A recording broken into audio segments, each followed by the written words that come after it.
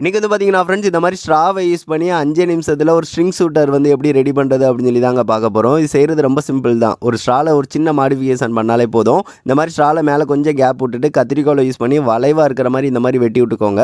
ரொம்பவும் வெட்ட தேவையில்ல, கொஞ்சமாக வெட்டி விட்டால் போதும். அதுக்கடுத்து நம்ம வெட்டின பகுதியை வந்து உள்வாக்கில் மடித்து விடணும்.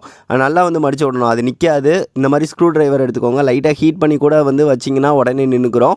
இந்த மாதிரி அப்படி இல்லைன்னா இந்த மாதிரி வச்சு விட்டு அழுத்திக்கிட்டே இருக்கணும். அப்படி வச்சிங்கன்னா பாருங்கள் அந்த மாதிரி வளைஞ்சி உள்வாக்கிலே நின்றுக்கிறோம். அதுக்கடுத்து இந்த மாதிரி உள்ள நூல் எடுத்துக்கோங்க. அதுதான் வந்து கொஞ்சம் தடிமனாக இருக்கும். இந்த மாதிரி வச்சுட்டு முடிச்சு வந்து போட்டுக்கோங்க. முடிச்சு வந்து போடுறது ரொம்ப டைட்டாக இருக்கணும்.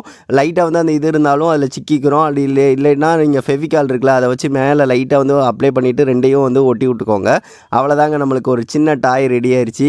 ஸ்ட்ரிங் ஷூட்டர் கன்று மாதிரியே ஒர்க் ஆகுங்க. இதில் மோட்ரு சுற்றுறனால வந்து அந்த ஸ்ட்ரிங் வந்து சுற்றிக்கிட்டே இருக்கும். இது நம்ம காற்றை வச்சு ஊதுறனால அந்த ஸ்ட்ரிங் வந்து சுற்றுங்க. பாருங்கள், நம்ம எவ்வளோக்கு எவ்வளோ ஊதுறோமோ அது வந்து மேலே வரைக்கும் வந்து போயிட்டு அழகாக சுற்றிக்கிட்டே இருக்கும். நீங்கள் த்ரெட்டை வந்து கொஞ்சம் பெருசாக கூட வந்து வச்சுக்கலாம். அந்த அளவுக்கு வந்து சுற்றிக்கிட்டே தாங்க இருக்கும். எனக்கு ரொம்ப பிடிச்சிருந்துச்சிங்க. பாருங்கள், ரொம்ப சிம்பிளாகவே ஒரு டாய் வந்து ரெடி பண்ணிட்டோம். அப்படி வைக்க அது காற்றுல அப்படியே சுற்றிக்கிட்டே இருக்குங்க. நம்ம வந்து நடுவில் கை வச்சு கூட வந்து அப்படியே வைக்கலாம். அந்த த்ரெட்டு சேர்ந்தாப்பில் சுற்றும். அதுதான் பார்க்குறதுக்கு ரொம்ப அழகாக இருக்கும்.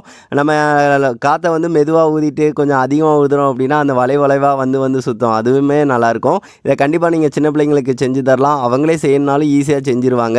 இது எப்படி இருக்குது அப்படின்னு சொல்லிட்டு மறக்காமல் கமெண்ட் பண்ணுங்கள் ஃப்ரெண்ட்ஸ். வீட்டில் சின்ன பிள்ளைங்கன்றனா தந்தேன், அவங்க ஊதி பார்த்தாங்க. அவங்கன்னா ரொம்ப ஹாப்பியாக அவங்களுக்கு ஒரு புது விதமான ஒரு டாயாக இருந்துச்சிங்க.